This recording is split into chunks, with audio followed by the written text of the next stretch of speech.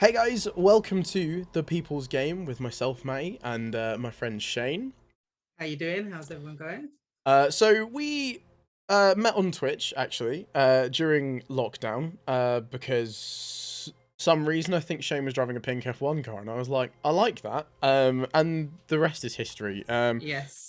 Both like sports. I'm a Chelsea fan. I felt I needed to make that very clear Yeah. from day one. And I'm a Manchester United fan. So obviously we should be friends. That's just the rules. We Yes. need to kind of balance each other out, right? Yes. So yeah, we both really enjoy football. This channel's basically going to be talking about Premier League, FA Cup, Carabao Cup. We might even gander into European football every now and then, and Yes. I guess transfers, anything else that's really worth talking about, I guess. Yeah. Champions League, Europa League. All that good Yeah. stuff. Yes. How are you doing, Shane? Are you good?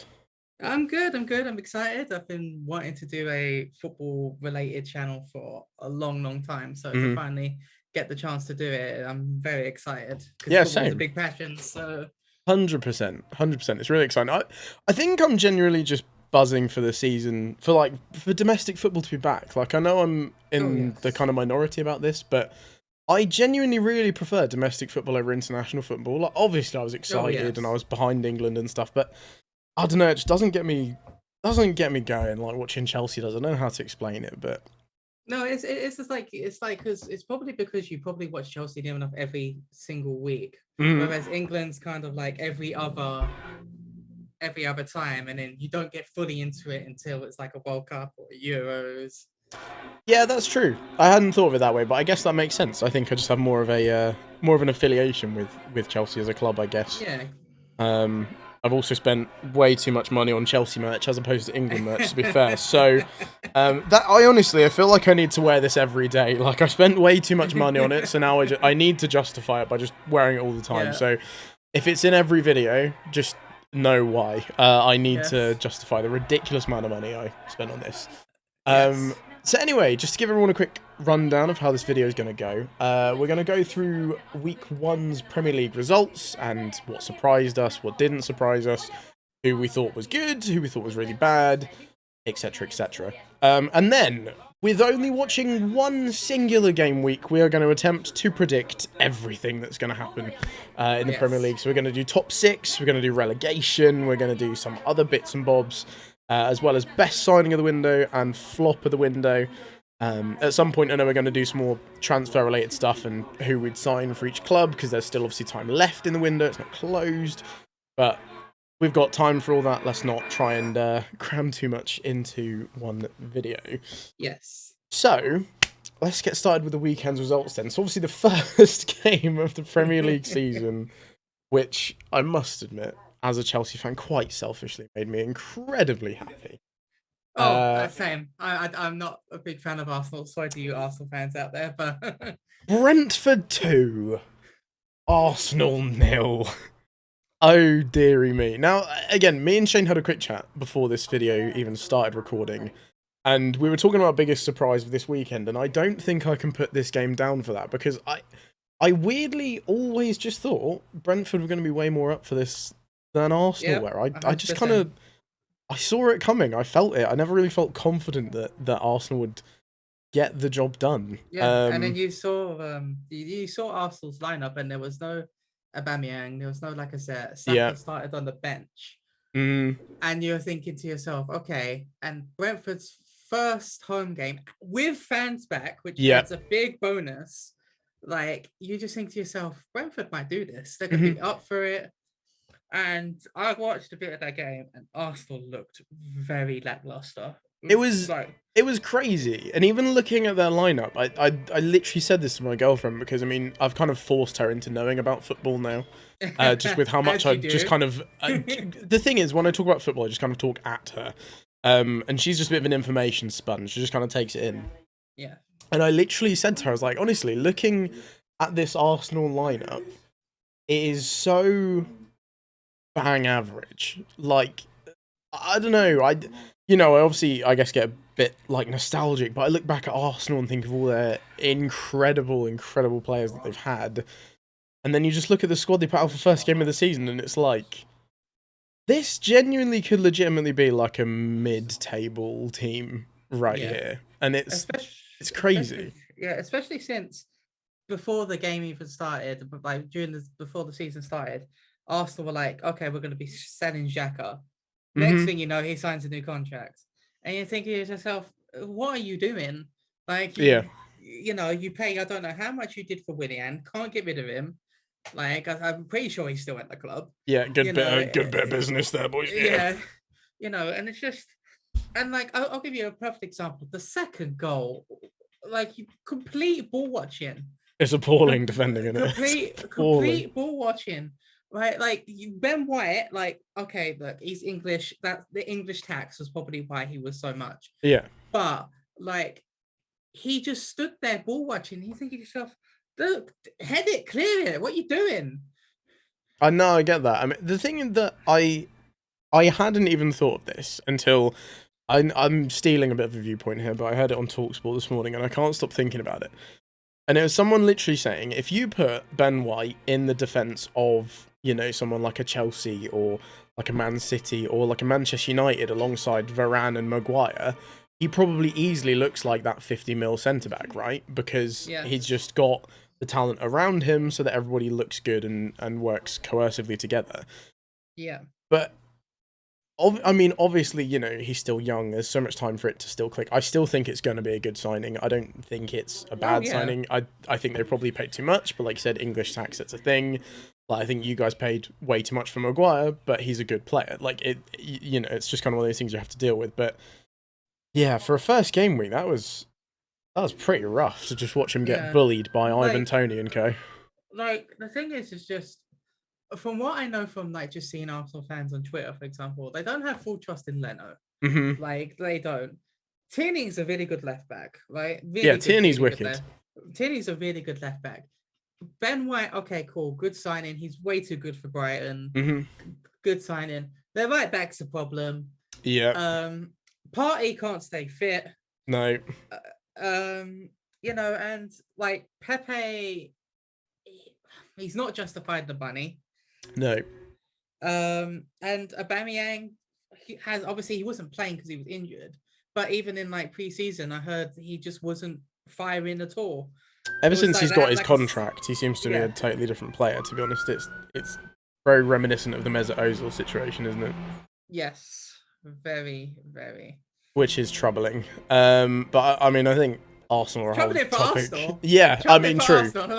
I find it's funny, amusing. Yeah, right. For us, it's amusing. Yeah, I mean, I think Arsenal could just be a whole video in itself, like how to fix Arsenal. We should do that. So I guess we'll move on. Which is my obviously team. Second game. My team. You must have been pretty happy with this result. I was ecstatic because you look at the fixtures going into it and you're thinking Leeds, right? We beat them 6-2, obviously, at Old Trafford last season. Yeah. However, when we went to Ellen Road, it was 0-0. Mm-hmm. Calvin Phillips legit had Bruno in his pocket. Yeah. And I'm thinking to yourself, okay. I look at the lineup and thinking, okay, Calvin Phillips isn't playing. Okay, bonus for us. But realistically, we should have been 3-0 up way before we even scored our first goal. We missed so many chances. And once the first goal went in, I was thinking to myself, okay, we could win about 2-3-0. And then Ayling, brilliant goal. Yeah. Brilliant goal for Lee. Quality. Pogba, I was on another level. Absolutely another level. Great second goal. Great run by Greenwood, and then the floodgates opened. Thing is, I wasn't expecting it. I will be honest. I will step forward and say I have given Paul Pogba, my fair share of criticism. And I won't say that I haven't. But my God, that it's just an absolute masterclass of a game from him. I think just everything you want in a creative midfielder. It was incredible. It almost felt kind of at times. I mean, I didn't watch the full game live. Like I caught it on Match of the Day in the evening. But honestly, watching that was almost very much like watching at school when you've got like the year 11s versus the year 7s, right? Like it was just beautiful football, and it was To be fair, I don't think Leeds necessarily helped themselves. I think kind of indicative of the game at Old Trafford last time. I think the way that Bielsa plays literally kind of plays into Solskjaer's hands, which is why the kind of scoreline seems so ridiculous. But I mean, in terms of, it was deserved though. Yeah, I think and absolutely incredible. The thing is with Pogba, like that was the Pogba that plays for France. Yeah, right. We as United fans want to see that on a more regular basis. Yeah, I'm hoping now that with Varane being there, we're not gonna play. I can understand Fred and McTominay playing that game, and they both played well. To be fair to them, yeah. Right? But with Varane being there, I don't see Fred and McTominay being a stable thing now. Okay, so you'd see them going to like a single pivot now? I think the single pivot, and maybe Pogba will now have more freedom to do much. Realistically, now I still want a holding midfielder. But we'll get to that later. Yeah, and I'm gonna call out Wan-Bissaka a little bit because I feel like he's okay. Look, he's a great defender, but going forward, I need to see more. Yeah, he doesn't contribute too much. I need to see more. And to me, he's our weak link in the back four. Okay. Right. Maguire and Shaw, you don't replace them, right? No. Right. Shaw, one of the best left backs in the world. I don't care what anyone says. No, especially after last season, he proved himself big time. Right.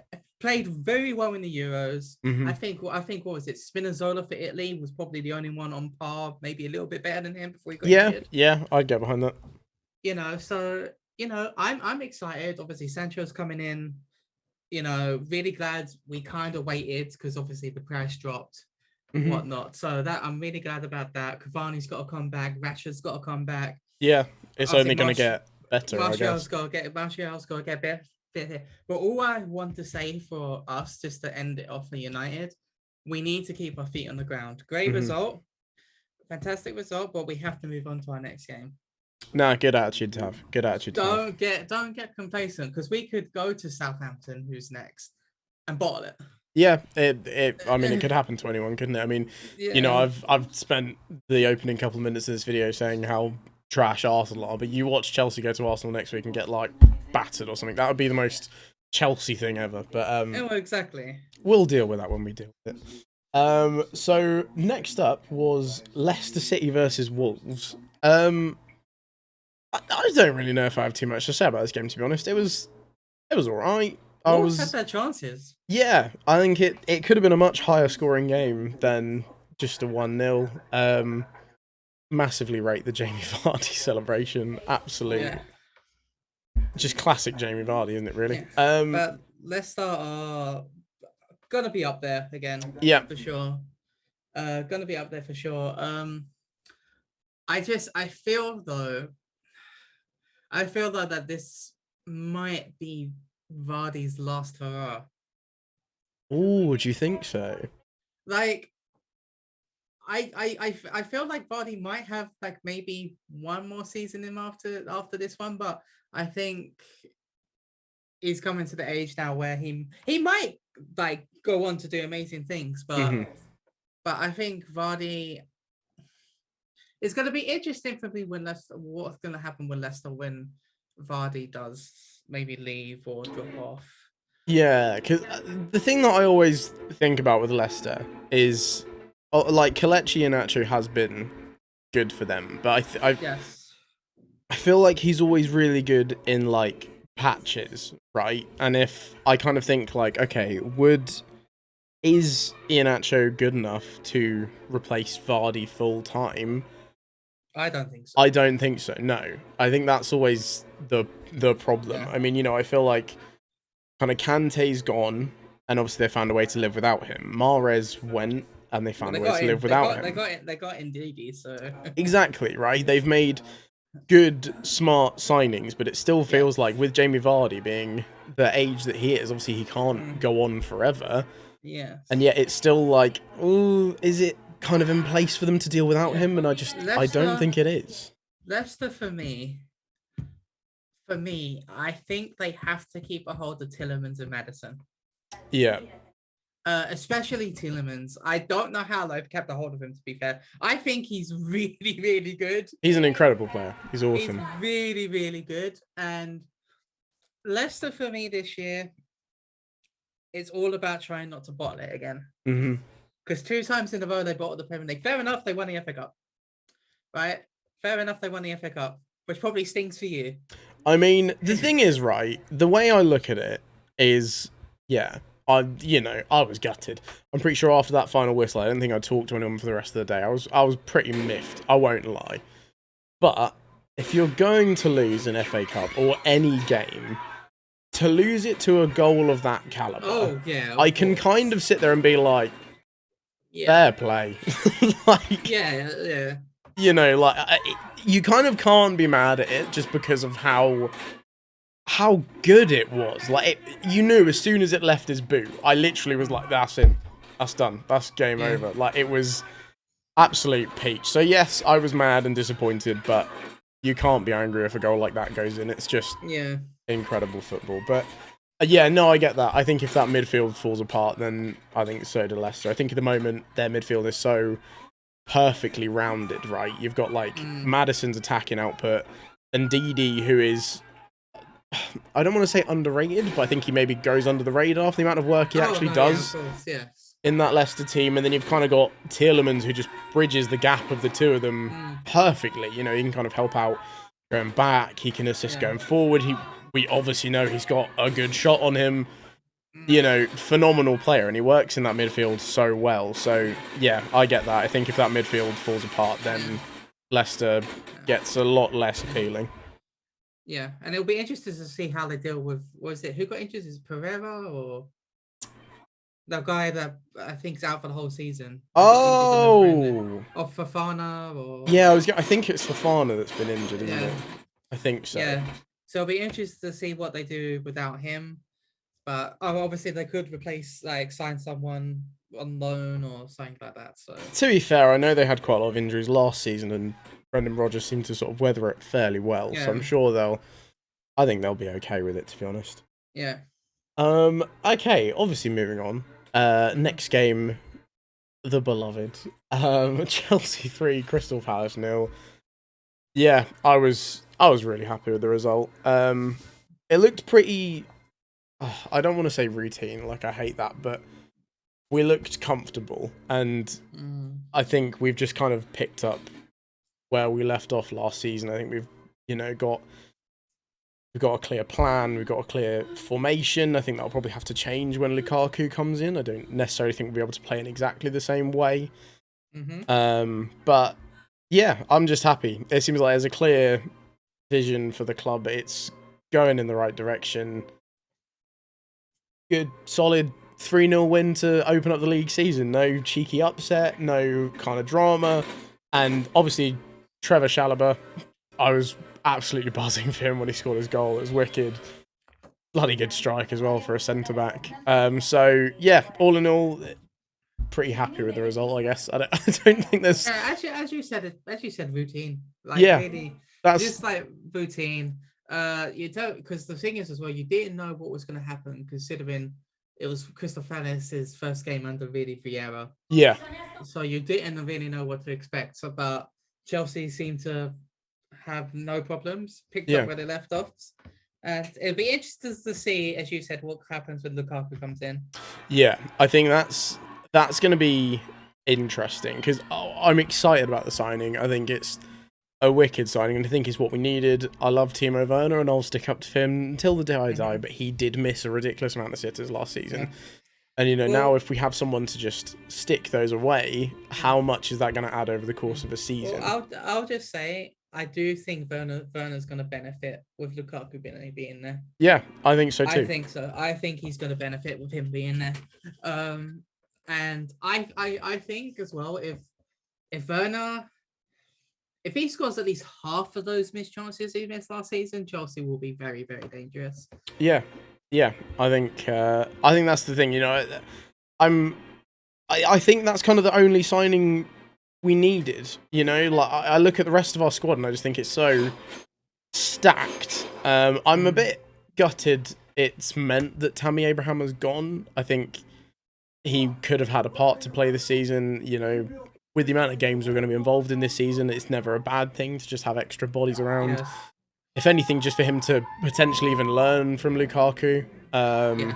I don't think that was maybe a bad thing, but he's gone. That's out of my control. But yeah, I'm really optimistic about the season. So it's good to feel like that, because as much as I loved Frank Lampard, it was always very like, what team's going to turn up today? Sometimes we play incredibly, and then sometimes we just would turn up and almost kind of pull an Arsenal v Brentford and be like, yeah, this club has no vision. We don't know what we're doing. Yeah. And then sometimes we play like prime Barcelona. I don't know. It was a very weird time to be a Chelsea fan. But Tuchel's got you playing, so which is good. So well, good for you, not good for like my team. And I mean, not necessarily ideal for other people, but I mean, as a Chelsea fan, I'll take it. We're looking good. So the result, I think, that you said you were most surprised by this weekend. Yes. Watford Villa. I kind of forgot this result had even happened, because I've been hyping up Villa for this season, because I think their business with the Grealish money has been really smart. Really good. I think it's been really, really smart. But yeah, this was a bit of a left field one, wasn't it? Watford just kind of knocked them for 6, and they never recovered. See, I saw the first 2 goals. Really unfortunate block. It falls back to the guy. Okay. And then Sar's goal deflection goes over the keeper. Can't do anything really. Yeah. But it had the same essence of where I would say Aston Villa probably on the same way. I think Aston Villa are a better team at the moment than Arsenal, but just by a little bit, right?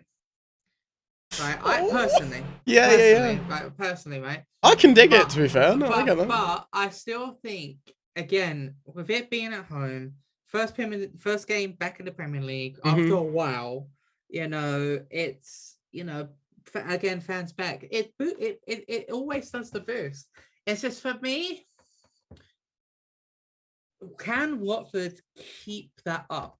That's the question mark. If Sarr gets injured, I think they're gonna crumble. And I think the other worrying thing is always going to be team stability with Watford. Like, what's going to happen? They maybe lose like 2-3 games in a row, and all of a sudden the manager's gone.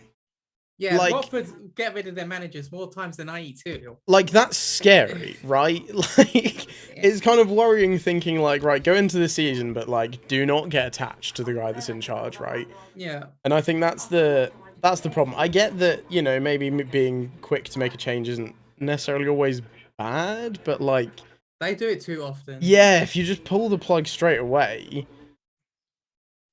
So like, I think that's my kind of very big question mark over them.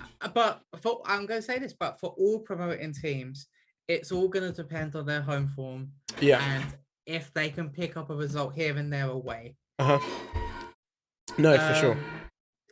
So it just all depends on that. But yeah, like, really good result. I wasn't expecting it. Obviously Villa nearly came back into it, but they left it too little too late. However, I will say this. I think Ings is a brilliant signing for them. Yeah. Brilliant, because it's what I think they needed. I don't think Ollie Watkins can do what Ings does personally. I just think Ings is really, really good signing. It's just a shame, because I actually think they could have done bits if Grealish stayed with Ings being there. No, 100%. I just think it just offers them something different. Like, I think Ollie Watkins is a good player, and I think last season he did really well for them. But now they've got kind of that double threat, right? They can play them as a 2, or literally bringing off someone like Ollie Watkins and bringing on a Danny Ings, or the other way around. That's a good substitution to be able to make. Like, that's quality and depth. So yeah, I think their business has been really smart, and I do think this is a bit of a setback, but they've obviously brought in 3 players. They're all quite big. They're still going to be integrating them into the squad. Of course, it's gonna, there's going to be a bit of a transition period. So I think Villa will come good in the end. Yes. But no, fair play to Watford. Obviously, getting off the season with a good 3 points. So yeah, happy days for Hornets fans. Everton Southampton. Rafa Benitez's first game in charge of Everton. That feels horrific to say. I don't know how I feel about saying that. It feels weird. Even for Everton fans, it feels weird. Yeah, I know they're very mixed about his Yes, appointment. very mixed. However, like it's like regardless of his Liverpool history, he's a good manager. Right? Yeah. Maybe not as good as what he once was, because I don't think he was. He is now. However, he might be a good manager for Everton. For the position that they're in, I think that's the smart move to go for. You know, like I found it kind of not weird, but like it seemed kind of random when it was like, oh yeah, by the way, Ancelotti's gone. And it's like, oh, okay, cool. I guess that's happened. And you know, I guess come calling, you know. I mean, true. Not many people are going to turn them down over Everton, are they? I guess, but no. You know, with like other managers on the market, I was kind of thinking like, are Everton just going to go like all out for someone like Antonio Conte? And I was like, oh yeah, but would he go into Everton? Like, probably not. I think given the circumstances, I think Benitez is a very good manager for them to bring in. I get why they're upset about it. I remember when he was in charge of Chelsea, and I found that weird. And obviously, he wasn't in charge of our like biggest rivals ever, so I get why they find it weird. But I do think it's a good appointment, and obviously he's got them off to a winning start. So you know, what more could they ask for, really? Quick thing on Southampton. I worry for them. I do. This season, big time. I think Ings going is a massive loss. That's big. I do like their business in bringing Adam Armstrong in. I do think that's a good signing and good finish by him, by the way. Yeah, he got off to a good start. Really good finish. So that's good. Fingers crossed he can keep that up. I think letting Vestergaard go was a bit of a weird one. They really didn't need to do that. And if I'm hearing also there's rumors Ward-Prowse might leave. Yeah, I think the problem is the owners want to sell the club, so they don't really want to invest and are kind of more than happy to let players go. So yes, I share that sentiment. I do worry for Southampton big time. Quick thing. 3 seasons in a row, 9-0. Do you think it happens to them again?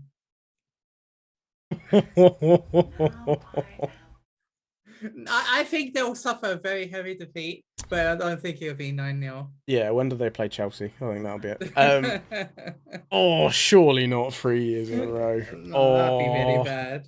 I'll go. Sorry, Saints fans. Yeah, sorry, Saints fans. That's a big yikes. But no, I mean, no. I think they'll steer clear of the 9s this year. They'll just go one better and take a 10-0.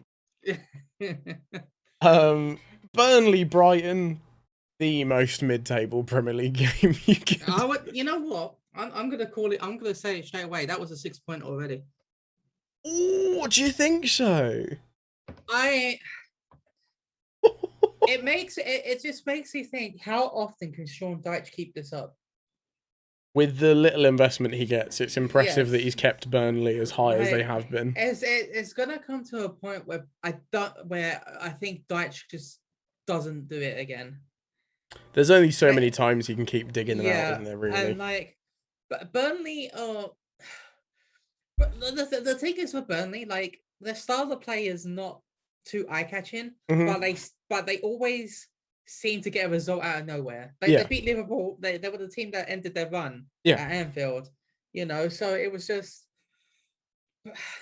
Burnley are very, very like tricky to judge. Yeah, I get that. But like with Brighton losing like Ben White, you know, it just screamed to me, you know what? Especially you're at home. Yeah. You know, like you don't want to be losing a game to a rival of yours because you're going to be fighting each other. In terms of like where they'll both be roughly in the same position come the end of the season. You don't want to be losing that game. No, for sure. For sure. First game of the season as well. It's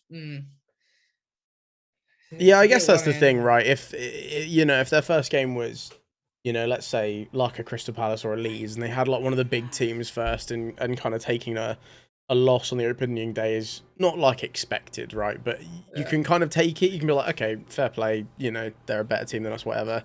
Obviously, taking a opening day defeat to a team who are gonna be similar sort of standings to you. opening day. That's kind of rough. Obviously, I'm sure they'll pick themselves back up from it. I think the job that Deitch has done with Burnley, given the tools he's had to work with, I think is nothing less than incredible. It's outstanding. So impressive. So I hope he can do it again, but I get what you mean. I think there's going to come a point where he's not going to be able to dig them out, and he's going to need some investment or something to get him over the line, and it's just not there again. So no, that's going to be interesting. Next game, I was actually in a pub watching the first 20 minutes of this. That was good. I think almost kind of similar to the Chelsea Palace game. There's no other word to describe this other than routine. Liverpool 3, Norwich 0. Oh, that hurts. It hurts because obviously my family were all from Norwich, so Norwich have a special place in my heart. I want to see Norwich do well, but I am very, very worried. I mean, I'm always worried when Norwich get to the top flight. They just can't hack it. Which too good for the Championship, just not good for the Premier League. That's the problem. They're literally the definition of, I'm trying to think of an example. Like a Dwight Gale, who goes to a Championship team and absolutely bangs in goals, and then he comes back to the Premier League and just can't do it. I feel like Norwich are literally that football team. Like, yeah, they're too good for the Championship. They're just going to keep coming up, but they're just slightly below the skill gap needed. It didn't help losing Bruyne. No. That's Norwich's Jack Grealish. It did not help, and for a bit of that game, Norwich did all right, but as soon as the first goal went in, you're like, no. Yeah, that was it. It was gone. It was gone. I think they needed to either get ahead first or like make it to half time with it still being 0-0. I think for them to get anything from that. So it was always going to be tough. And when I saw that as their opening day fixture, it almost not like scripted, but one of those fixtures that just kind of seems to happen like all the time. Like Norwich Liverpool opening day just always seems to be the fixture. Have you seen Norwich's fixtures? It's a joke. Oh God, no, I haven't actually looked at it. They got Man City next away. Then they got to play Leicester. Then they play Arsenal. Oh, that's fine. That's 3 points for them. And then then they play Watford, then Everton. Oh, what is that hell. running? What is that running? That's tough. The Premier League just screwed them over with that running. That's tough because they could genuinely go like especially 4, 5, 6 games without a win or a draw. I mean, we're gonna get into City's result in a minute, but like, City are going to be angry. Oh God, yeah, they're going to be out for revenge.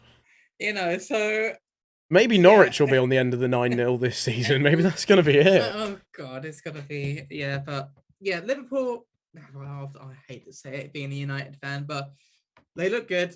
I think with Van Dijk back, that's big for them as well. Oh, absolutely.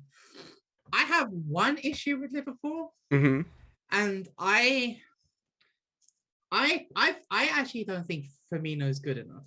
I don't think he's good enough, Firmino. No, I think that's a valid argument. I think there's a point to be made there. I think Jota, for me, should start for them. Yeah, I preferred the fact that he started through the middle. I definitely preferred that. It's, obviously Salah is Salah. Like, he's going to bag you 20 plus goals. Yeah. Mane's going to make stuff happen. Yeah. It's going to be interesting because I don't know how much Wijnaldum played for them last season with him being gone. I feel like I think I remember listening to something about this, and I'm pretty sure they said he featured in like every single Premier League game for them last season or something, which is baffling that there's a player that's involved in your team that much and he just hasn't been replaced. Like that baffles me genuinely. But we'll see Liverpool strengths because obviously they'll have a proper midfield this time with Van Dijk being back. It's just going to be interesting to see how they do. Obviously, they still could make a few sign-ins. Yeah, there's still time. So it's just interesting to see what Liverpool. But yeah, good result for them. And I think that's always the worry with Liverpool, isn't it? Is their first 11 is, you can always make an argument that their first 11 is the best in the Premier League. You can't you can't deny that, they won a Premier League, they won a Champions League. It's not as if we can be like, they're bad, but squad wise, that's the problem, right? Is like the depth. And I get that we were always saying that when the season they won their title, we were like, oh, they're always they're one injury away from City running away with this, or whatever the situation was. But I mean, which kind of proved last season. Exactly, right? I think last season proved that they're not invincible. Their players aren't just able to run themselves into the ground and just keep going. Like, they are human. There is a way for this team to be stopped and for this team to stop functioning as well as they do. Because I can't. What was it? Is it Konate who they bought? I can't remember that. Yeah, Ibrahima Konate, I think, isn't it? Yeah. So he's going to be a good sign-in. It's just going to be interesting to see. They have to keep fit. That's Liverpool's issue. If Liverpool stay fit, they'll challenge. Which, to be fair, they seem to be able to do 90% of the time. I think it's obviously it's only last season that I can actually remember them having any injuries. Like the season they won the Champions League and the season they won the league, they just kind of seem to just keep going.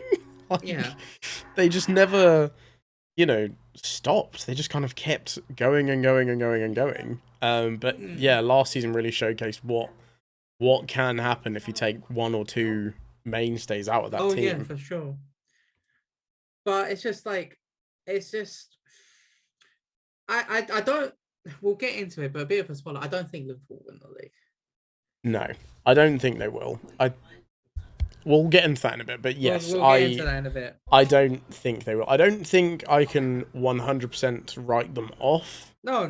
But I think just obviously given last season and how pear-shaped that went, I think they're definitely more fragile than when they were, fresh off Champions League, top of the world, ready to just gun at the league and whatnot. So no, I get that. Newcastle West Ham. 4-2 to West Ham. I mean, fair play. Good game. It was. Honestly, I don't know. I feel like I know obviously West Ham had a great season last season. I feel like I still look at them as when they had like Big Sam in charge and were really not fun to watch. And I think I need to try really hard to get myself out of that mindset, because that's not the team they are anymore. Obviously, when I heard Newcastle West Ham, I was like, Christ, could you get a more boring game of football? But yeah, it turned out to be like a proper blockbuster game. It was a wicked game. Obviously, West Ham getting the better side of it and looking like they've pretty much just picked up where they left off last season. Yeah, it's going to be interesting because I spoke with a West Ham fan today, actually, and I was speaking to him about Lingard specifically. Okay. And I was just like, how do you think he'll do if you don't sign him? Mm-hmm. And he was just like, well, Ben Rama looked to fit the part. Yeah. And Lingard fell off last few games. Apparently, he just wasn't doing what he was doing the first few games. However, I do think Lingard being there does make them a better team. Yeah, for sure. I think even if not on the pitch, he's just a personality to have in the dressing room. He's experienced. He's won stuff. Worries me for West Ham is if Antonio gets injured. Yeah, I feel like I almost look at West Ham a similar sort of way I look at Liverpool. Like, their first team, wicked. They can compete with the big dogs. I mean, when we played them last season, the second time, I remember that was obviously a massive game because whoever won, either went in or dropped out of the top four, either or. And, we won that, but only because, was it Cresswell or someone got a red card that they shouldn't have done? Yeah. And, before that happened, they were full on going toe-to-toe with us, if not probably the better team, like before that kind of happened. So, first 11-wise, they're a really good outfit, but in the same kind of vein as Liverpool, they haven't really made any signings to strengthen them, and I think depth is going to be a worry, especially with European football to worry about as well. Yeah, that's going to be interesting how they cope with European football. Yeah, I think that's going to be the kicker. I mean, again, with Liverpool, I never thought I'd be comparing West Ham and Liverpool. That seems like a very strange thing, but if everyone can keep fit and they can just keep going, I think they'll be okay. I think they'll be affected because playing European football, when you haven't got the budget of one of the bigger teams, it is tough. It's hard on a squad, but you know, I think if they can keep fit, they'll be okay, and they might be able to make a good run in the Europa League. But if they start getting some injuries, I think it could be rough. West Ham for me, I actually have them as one of my dark horses for the FA Cup. Ooh, okay. If, as you said, if they stay fit, I can see West Ham making a run. No, I can see that. I mean, like I said, on their day, they can go kind of toe to toe with anyone they're going to face in the FA Cup. Really, been really impressed with the job David Moyes has done. To be honest, he's done a fantastic job. Yeah, like obviously it didn't work out for him at United. You know, maybe too early for him. Yes, okay, he didn't get the back in. He still should be doing better with the squad he had. Yeah, but he's doing exactly what he did with Everton. Made them tough to beat. Yeah. Tough to beat. Picking up results. I mean, everyone had them for relegation last season, near enough. Yeah. And they've end up in Europe, nearly Champions League football. They did really well, West Ham. And it's just interesting to see if they can keep it up.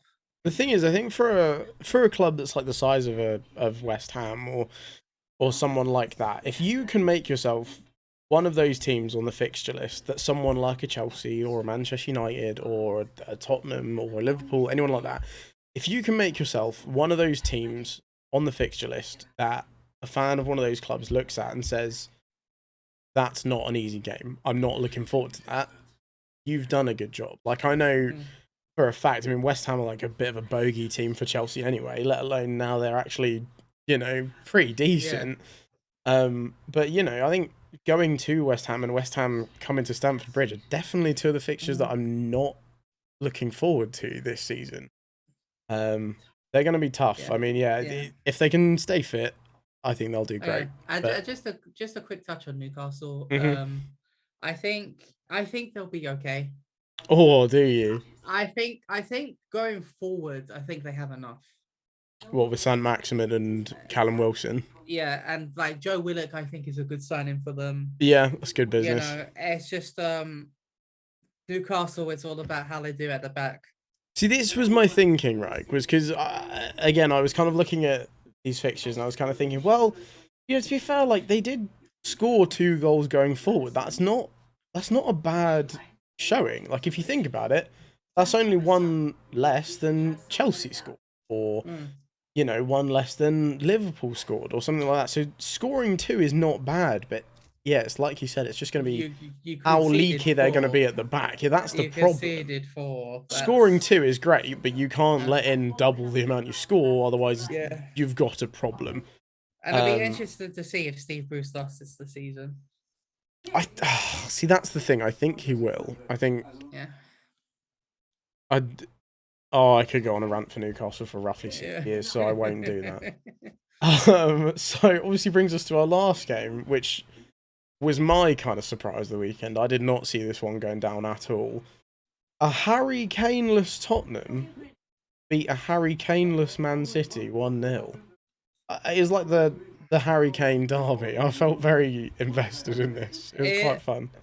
Watching that game screamed to me why City need a striker.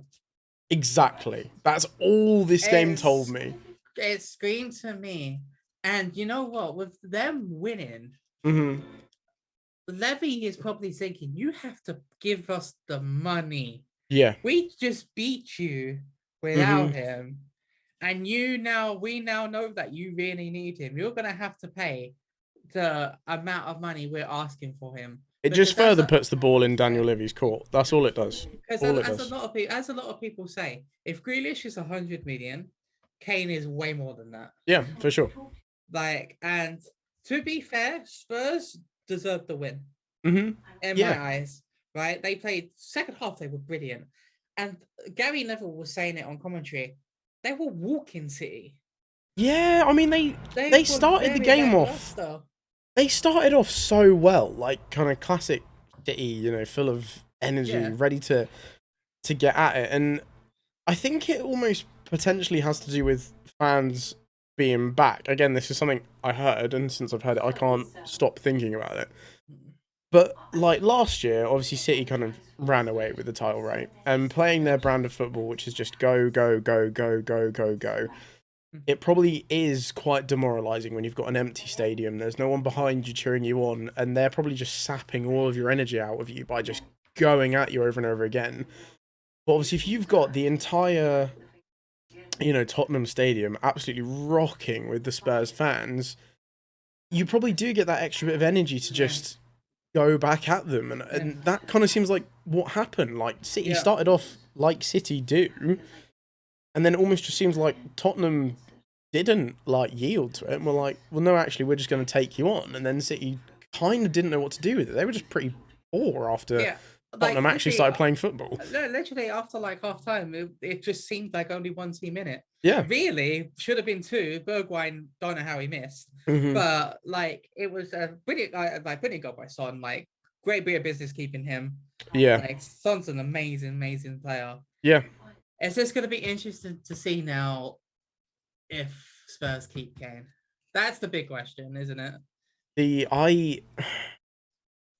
The problem is I always think I don't see City spending 150 million because they've never, although they've spent a crazy amount of money, they've always bought in a couple of players for not stupidly big amounts. But then the Grealish deal happened, and that kind of blew that whole thing out the water. So it's well, with FFP, being relaxed because of COVID and whatnot, what's to stop them just going out and breaking the bank and going all in for this Harry Kane deal? So, yeah, I don't know. I think the longer the window goes on, the more I think it won't happen, because I think if Spurs were going to sell him, they would need to have given themselves time to sort out replacements and stuff. Yeah. So I think the longer this whole thing goes on, the less likely I think it is. But I think after the Grealish deal, you can't write it off. What's to stop City just going balls to the wall? Here's a blank check. We'll take it. I mean, look, it was just a blip in City. They're still going to be up there. Oh yeah, for sure. For sure. So it's just and this will go into my top 6. So I won't say it now, but depending on if they sign a striker, depends on where I'm placing them. No, that's fair. That's fair, because I think I'm on a very similar trend of thought, to be fair. So, no, I get that. And I think the same thing counts for Spurs as well. I think if they keep Kane, this season could still be passable for them. I think if he gets sold, I think this could be rough for Spurs this year. But I kind of disagree, because I think Spurs will be up there. Not maybe. Do you think so? Not win the league, but top. Because they did well without him, to be fair to them. Yeah. So, and the thing is, with Nuno being at the helm, Nuno's going to make them tough to beat. Yeah, I was impressed with him. If it's like what he did with Wolves, he's going to make them tough to beat. For sure. And if they sell Kane, part of me thinks they'll go for Jimenez. Yeah, I can see that. But yeah, we'll go into top 6 soon. Yeah, let's move on to that now, actually. Okay, so I guess should we do top 6 first and then move on to relegation and stuff? We'll do it that way. Yeah, sure. Do you want to go 6 up? Yeah, let's do that. So, Okay. 6th, I've actually put Tottenham. I reckon I think they'll get into the top 6. I think it'll be tough. I don't think they're like a certified top 6, but I think they'll make it in there. I think I've gone Spurs. I've gone Spurs. Good minds think alike. Good minds think alike. 5th, I've gone Leicester. I think they're going to miss out on top 4 again. But I still think they're going to have a solid season. The nucleus of the squad hasn't changed. They haven't had any big departures or anything like that. I think I'll do okay. I think 5th is about right for them. Yeah, same. That's the solid. Okay, see, again, I feel like top 4 is going to be the same 4 teams, just in different order, I think. Yeah. 4th, I've gone Liverpool. I think they're good enough to get into the top 4 again. I don't think they've maybe strengthened enough to make a solid push for the title. Again, I can't can't write them off. They're too good to say they definitely won't. But I just think the depth is going to catch up with them. So I think fourth is going to be a good finish for them. Yeah, same Liverpool. I think with Liverpool, I just think they're always a bad injury away from crumbling. Yeah, I just also feel how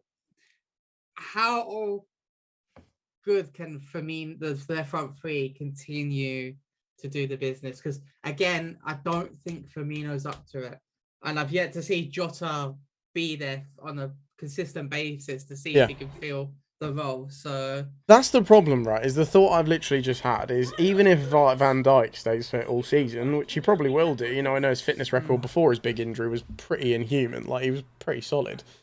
But what if like a Mo Salah gets injured? Oh yeah, exactly. How on earth are they going to fill that hole? Like, you know, Jota, Firmino, Mane, still a wicked front three, but if they lose Salah, that's not just the kind of gap you can just sort of plug in a team, right? It's like when we still had Eden Hazard. Whenever he'd get injured, I always be a bit like, what do we do now? Yeah. So that'll be interesting. But yeah, we'll see based on fitness. Did you go Liverpool fourth as well? Yes. Okay. All right. Top three then. Third, I've gone Manchester United. I think first 11, there's a huge argument for potentially best 11 in the league now. I think with the two signings you guys have made, I think other than like another CDM, I think those are the two signings you guys needed, really. Obviously, Jadon Sancho is Jadon Sancho and will do Jadon Sancho things. And Rafa Varane is... well, he's no stranger to winning things, so I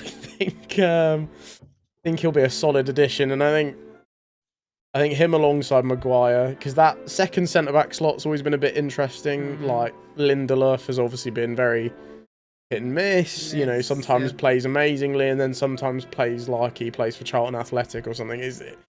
It's interesting. So I think that's a solid addition. Solid business. I think my two main worries are I still don't particularly think Solskjaer's a good enough manager. I think he's got a pretty solid plan A, but I think when that doesn't work, he hasn't really got anything else to fall back on. For example, Europa League final. I think that was very... plan A didn't work, but he just kind of kept hammering away with it rather than changing anything. We deserved to win that final, but I mean, true. It could have gone either way. It could have gone.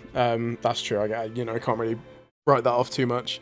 And the other thing is, I don't think Fred and McTominay are bad players, but I think compared to the rest of the squad, that's such a gaping weakness that I just worry that that's going to be, or not worry. Obviously, I'd be quite happy if that's the thing that caught Man United out, but.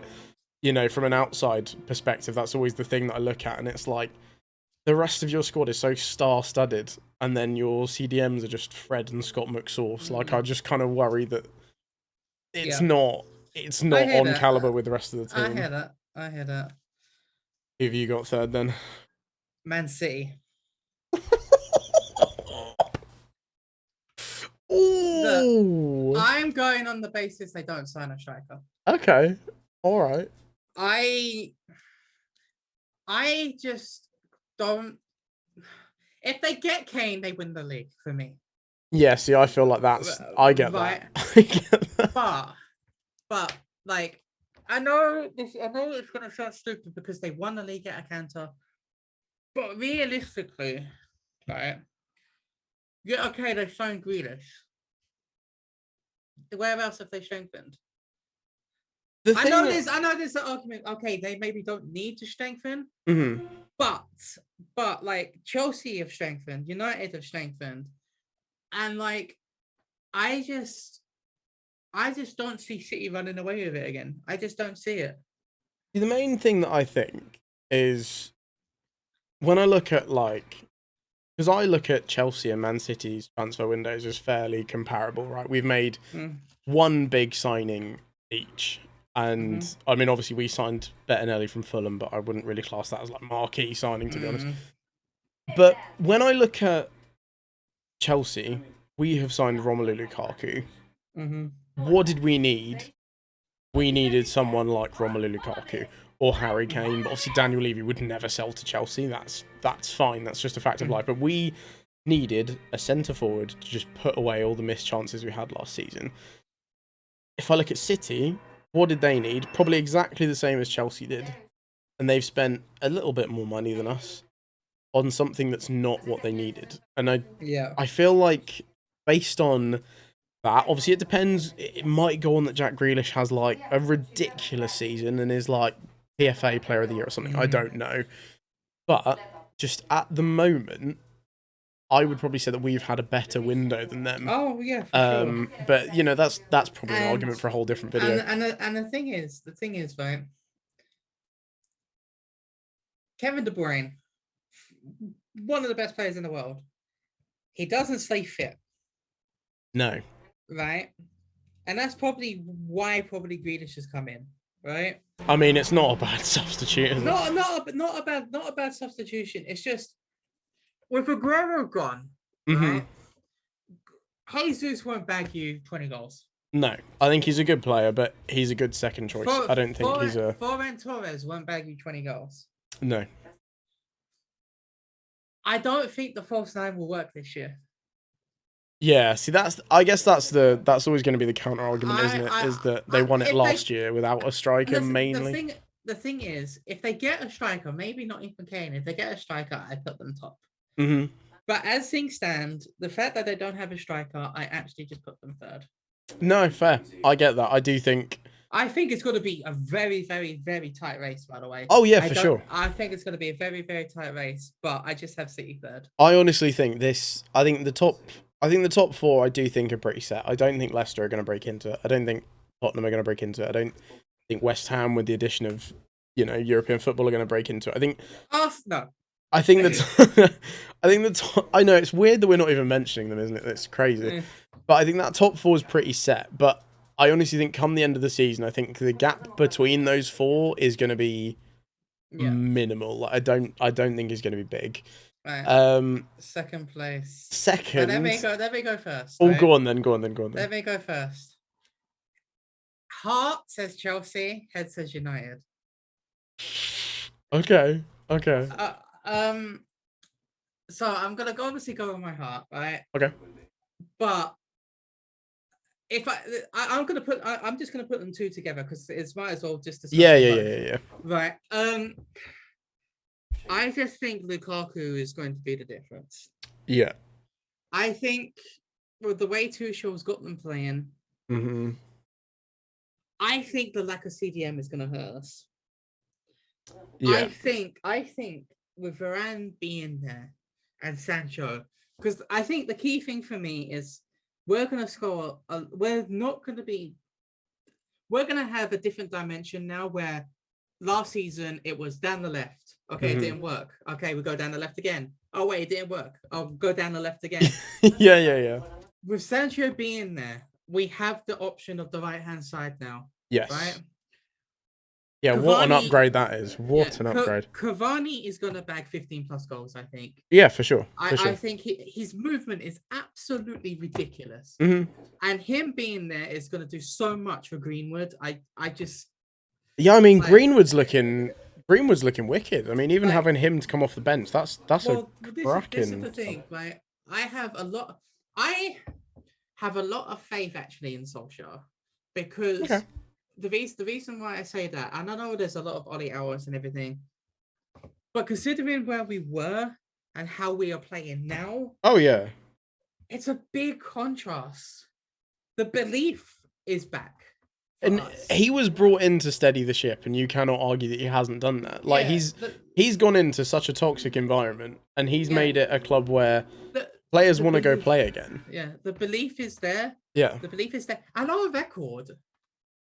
Okay, maybe not so much against Liverpool, but our record in the top four wasn't that bad. I mean, we beat City twice. Yeah, no, he pulls results out against the big teams. Like, you know, and it's just the CDM role is alright. If we can maybe buy a CDM, I would think our chances are legit. Or maybe even, you know, like you said, with now having Varane and Maguire as the partnership, if you can change the system so you're less reliant on that double pivot, it might not even be that much of an issue. Yeah, my issue is goalkeeper and CDM, because we don't know who our number one goalkeeper is, and I don't like the chopping and changing. Are you Henderson or De Gea? I would play Henderson. Okay. Because I think Henderson's going to be our number one. Like, oh yeah, I think like, it's maybe down the line. Yeah. But like I think De Gea's been a wonderful servant to the club. Yeah. Wonderful servant, and he was player of the year. I don't know how many times. I remember that one time we beat Arsenal 3-1, and hey, he saved like 40 shots. Like, he was just absolutely, he was like Terminator. I would like to see Henderson there, because I also prefer Henderson's ball contribution. I think he distributes the ball better than De Gea does. Yeah, no, that's understandable. You know, and as I said, it's just for me. I think that the difference for me with like Chelsea and United, I think our squads are very similar, but you have Kante. We don't have a Kante. I mean, that's I cannot deny that. and you've just bought Lukaku, and I just think Lukaku's going to do so much, especially for Werner. Havertz is there, Mount is there. You know, I just think Chelsea might pip it, but my heart says United. But if I think logically, I'd go Chelsea. No, I get that. See, so I've put City second again. I do think this top four is going to be so interchangeable. I think this is going to be such a tight season. I think I don't think there's going to be anyone that's going to be like clear. You know, I think it could even be a proper classic where it goes down to like the final day. Like, I think this could be tight.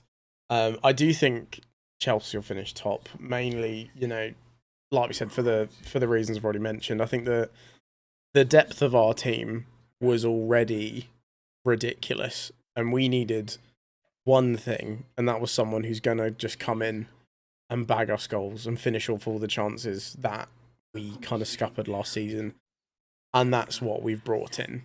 And, you know, for kind of that reason, now we've got Tuchel, he's playing such good football, who's so solid. I mean, he's played Pep Guardiola and Man City 3 times, and he's beaten him every single time and has only conceded 1 goal to them. And I just think for that reason, if we can keep that kind of form up over the course of a season, I think we'll do it. I don't want to completely write off Man City, because they have a habit of making people that write them off look very stupid. Yep. I don't want to write off Manchester United, because I thought they'd get, you know, smashed out of the Europa League pretty early, and they went all the way to the final and potentially should have won it and finished second last year. So I don't want to write them off. I can't write off Liverpool, considering what they have achieved with this literal squad minus a couple of players. It's going to be tight. It's going to be a fantastic season for sure. Yeah, I'm so excited for it, man. As I said, the thing is, it's just like the key games will obviously, you could always say when they play against each other. But for me, it's the key games later in the season against the bottom 6. Yeah, because avoiding those little slip-ups. Yeah, avoiding the little slip-ups, because as we all know, when a team's fighting relegation, that they go from one level and then they rise up into a different level, and you think to yourself, why didn't they play that early and like that in the season? They wouldn't be in that position in the first place. Yeah, that's the thing. You might be playing for top 4, but you know, top four to like a Manchester United or a Liverpool is, you know, obviously it's important. But let's say, you know, if United had the choice of, I don't know, really gunning for top 4 or just trying to win the Champions League outright, they'd probably prioritise Champions League, I'd imagine. Champions League for sure. Whereas, you know, someone like a Norwich or maybe like a Brentford come the end of the season, if they have only got avoiding relegation to play for, you're damn right they're just going to throw everything at you. They've got nothing to lose. They're not going to hold back. So No, I get that. To be fair, I get that. I think it's the smaller games you don't even think of that could be the big deals. I guess just really quickly then, because obviously we did briefly mention it, that obviously throughout all of this we haven't mentioned Arsenal, which feels odd. Where do you think they're going to end up? Obviously Arteta's been in charge for a season and a half now and has finished 10th. Wow, you've gone 10th. I don't think they'll do good. No. They haven't invested well. No. Tierney gets injured 9 times out of 10. Aubameyang's not firing. Lacazette's not firing. They're relying on Saka to bail them out. Smith Rowe to bail them out. Yeah. And like I can't remember who said it on Arsenal Fan TV, but someone said that I think someone said, "Oh, here's Saka, bail us out again." Or here's the bullshit for bail us out again. It's just mental, isn't it? That's the situation that Arsenal are in. Arsenal, like the thing is, Arsenal are like they're such a big club. Mm-hmm. I just think they'll finish behind Villa. I think Leeds will finish higher than them. Mm-hmm. You know, and it's just, I think round about the 8th, 10th place where I'd put them. No, fair. And if they play like that against Brentford, like they did against Wolf, well. Oh yeah, if they keep that up all season, it's going to be tough. It's going to be a long season.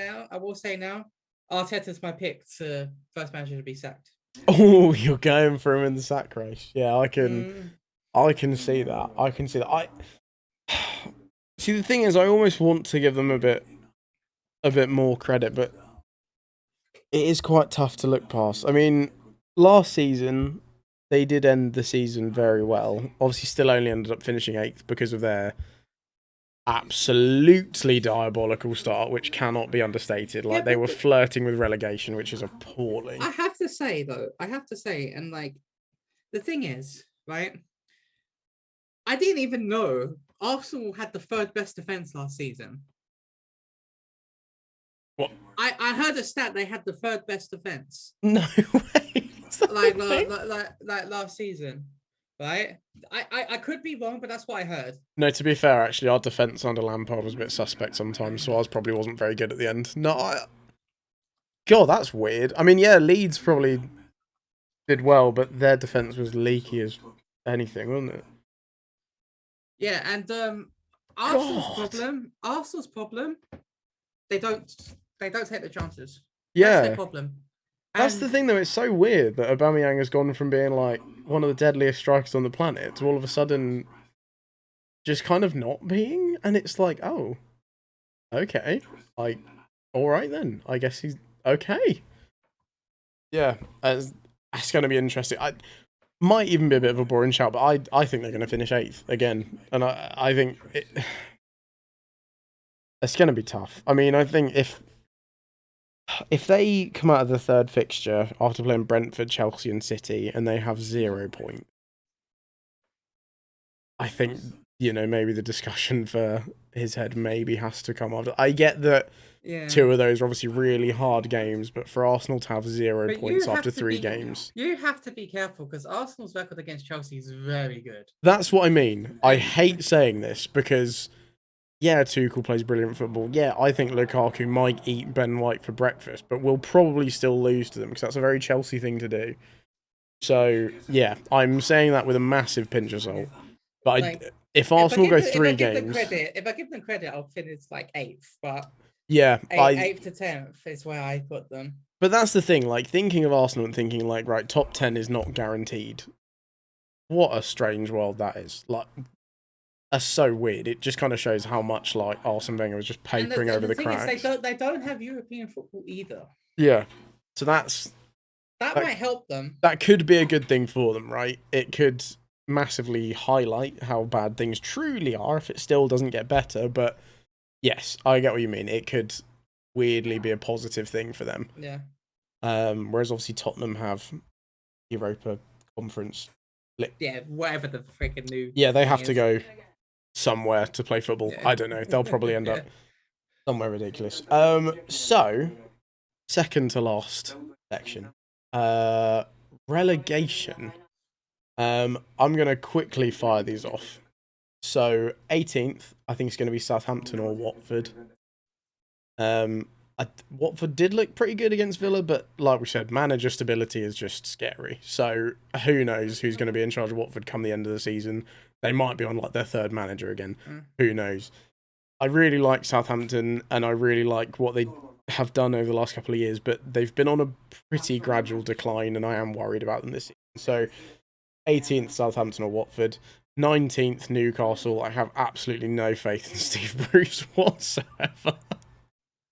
And I think Joe Willock's a good signing, but I think if Callum Wilson or St. Maximin gets injured, I think that's it. I think they're in trouble. So, injury away from disaster. And 20th, I hate to do this because I love Norwich for a bit of a less serious reason than you. They were just the first team I ever did a FIFA career mode with that I really liked.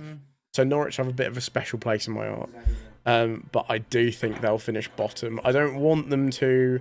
Just them combined with the Premier League always seems to be a disaster. So I hope that's not the way it goes, but I think it might be, unfortunately. I hope it's not. I really, really hope it's not. 20th, Norwich. Yeah, man down. I hate saying it. That's what I mean. I really want them to do well. It hurts me because of my family connections and how much of a soft spot I have for them. Yeah. I just don't see them doing very well. 19th, Burnley. Fair. I can see that. I think it's their time. 18th, Southampton. I had Brentford and Watford staying up. Yeah, I think Brentford will be. I think Brentford. I just think going forward they have enough.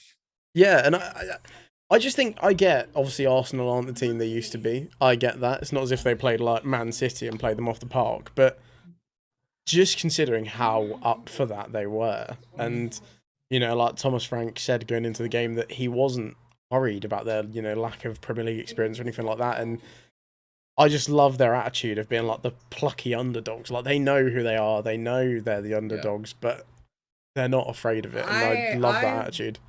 I would have had also a bit more faith in Norwich if their run-in at the beginning of the season wasn't so bad. Yeah, that's a tough start to recover from. That's a very, very bad start, and the morale is just going to be so down. I don't see where they pick up points. Like, say if they pick up 0 points, right, until that Watford game and then lose to Watford. Oh my days. That's a hole and a half to try and dig yourself out. Yeah. And that's the problem. I mean, misery breeds company, doesn't it? I think once you get into that hole, it's so hard to turn it around. And having that run in of fixtures to start off your season when your previous seasons in the Premier League haven't gone all that well. Yeah. That's tough.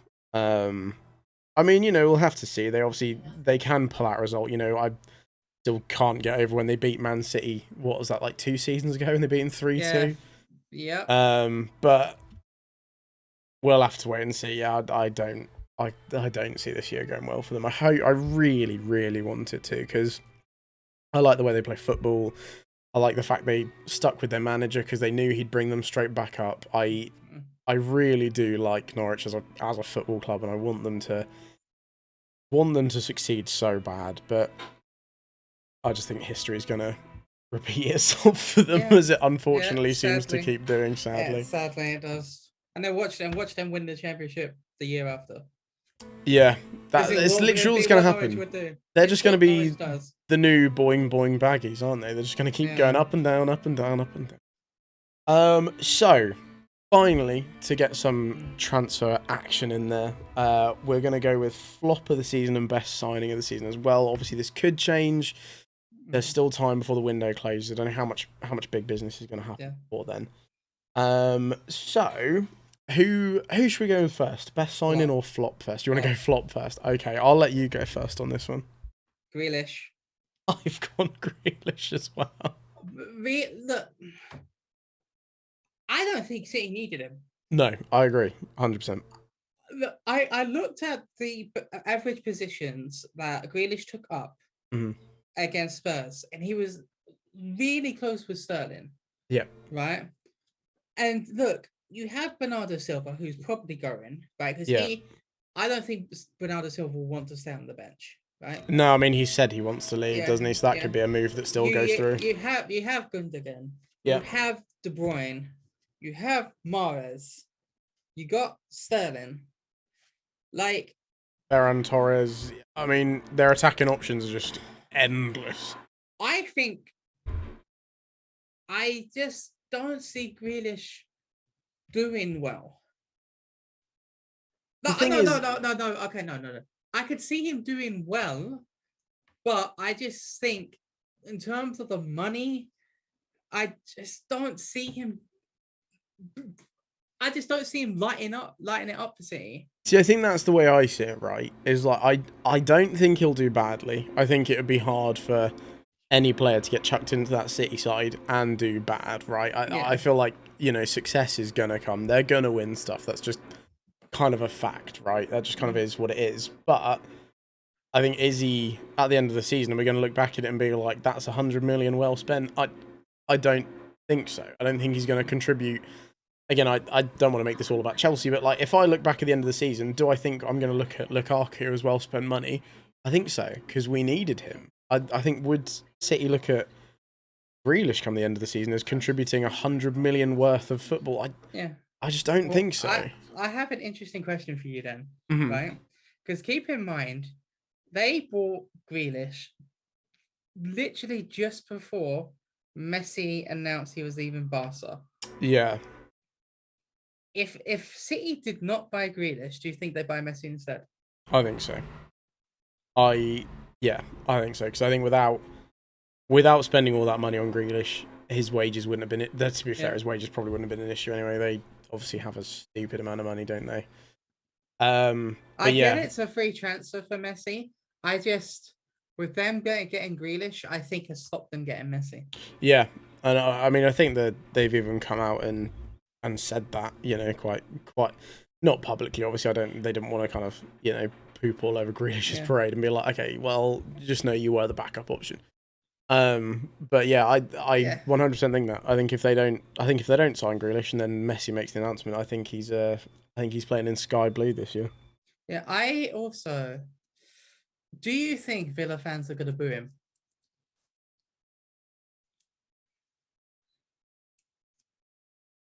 I would hope not.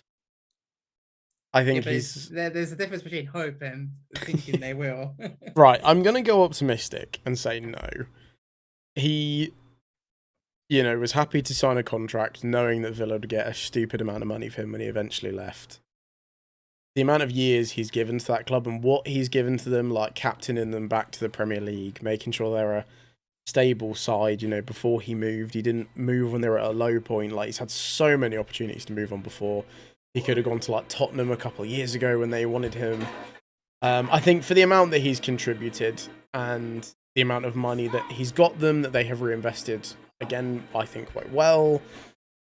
To me, I would already look at him as like a club legend.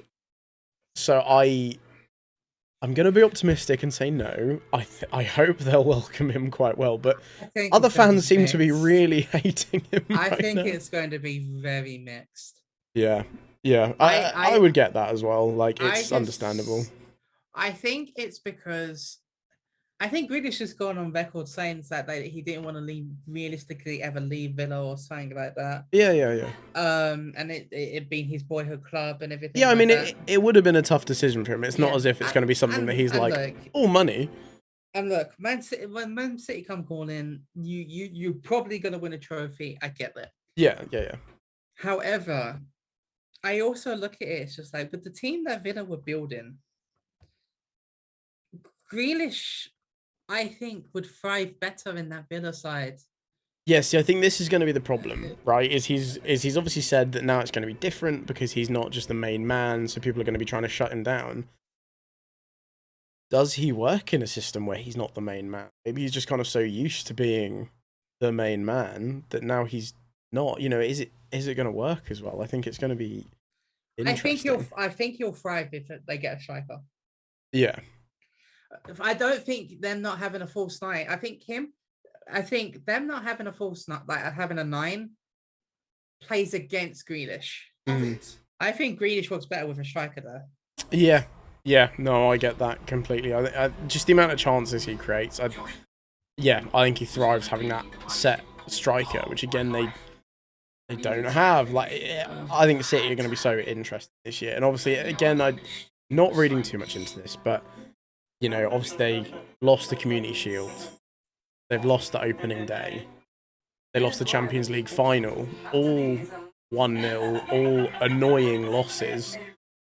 Is that going to potentially build into something more sinister? I probably don't think it is. At the end of the day, they've got Pep Guardiola at the helm. He knows how to get stuff done, right? I think they'll be fine. But, yeah, I think City are going to be interesting this year. It's an interesting prospect. Best signing, then? Who do you think's the best signing so far? Lukaku. Do you think so? I think Lukaku is... He's a proven Premier League goal scorer. It's what Chelsea needed. He's going to benefit. He's going to help Werner, Pulisic. Was it Ziyech? Ziyech, yeah. I mean, Ziyech, Hudson-Odoi, our attacking options are just ridiculous. I think he's just gonna. I've got him down for Golden Boot. Yeah, that's a good shout. I think Lukaku's just gonna do so much, and obviously the reason we sold him, right, is Lukaku's first touch is questionable. Yeah, I won't but he didn't fit the way we play. Yeah, it wasn't working. It wasn't working. Whereas I think he'll fit Chelsea. Yeah, and I think Tuchel's going to find a way to slot him in. I think he'll fit. I think he'll fit Chelsea. I just think he's just going to do so much for you. The only thing I'd worry about is if he doesn't start off on the right foot. Yeah, I get that. But I have faith. I have faith in Lukaku. I would put my faith in him. Yeah. I think now he's taken. You know, he had those 2 years in Inter Milan to really just thrive as a player, and I think truly understand what kind of player he was. I mean, obviously, you know, at the time that he was at Man United, obviously it just, you know, his numbers were still pretty good. It's not as if he was like completely disastrous and just didn't do anything. But you know, like we said, it wasn't working. It was either the system or the people that he was playing with. The way Solskjaer wanted to play. Yeah, you could see the way Solskjaer wants to play. It doesn't fit Lukaku. No, it doesn't. And that's why I think next season United are going to get Haaland. That would be an insane signing, and that would make me very, very. I think United are going to go all out for Haaland next season because we're going to need a striker. The only way I don't see that happening is there you go, Greenwood. You're going to be our main man. Put all our faith in him. I don't see that happening though. Outside perspective, I don't see it happening, but I kind of don't hate it. Like, I think he would do a good job if you put full faith in him. Haaland's going to leave next season, 100%. Right? Oh yeah, when that clause is active, everyone's going to be in for him. Everyone and their mum is going to be in for him. I hope. This is the part of the reason why I hope City get Kane. Because then Chelsea would really be out of the mix for Haaland because of Lukaku. Yeah. City will be out of the mix because of Kane. PSG would probably be out of the mix for financial fair play. Yeah. Will he go Real Madrid or Barca?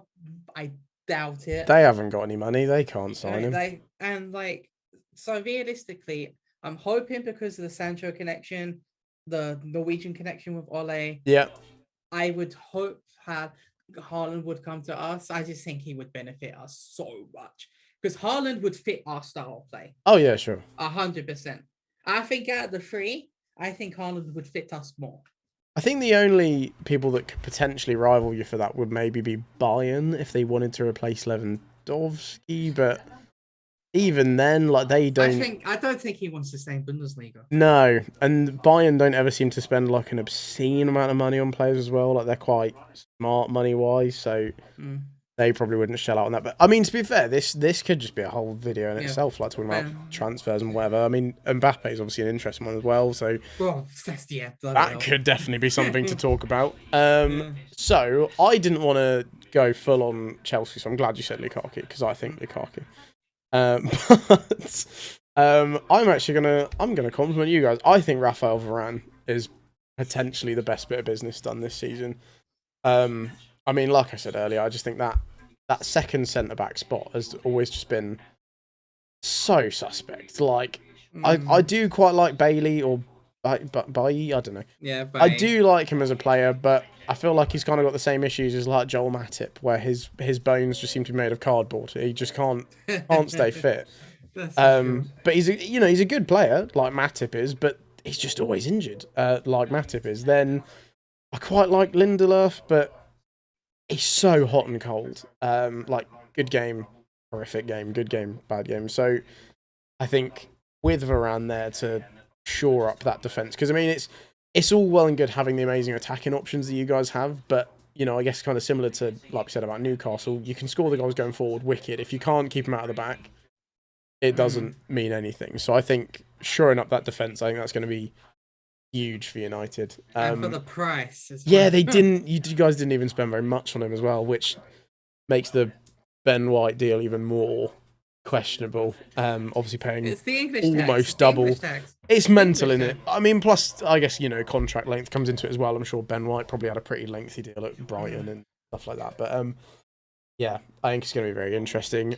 Anyway, I think that's going to call an end to this video. I mean, this one's probably going to be super long because we had a lot to chuck into this video. So we'll obviously do weekend reviews by themselves. So they'll probably be way shorter than this. So if you want slightly shorter content, that's fine. We'll do slightly shorter content. Don't worry about it. It's coming.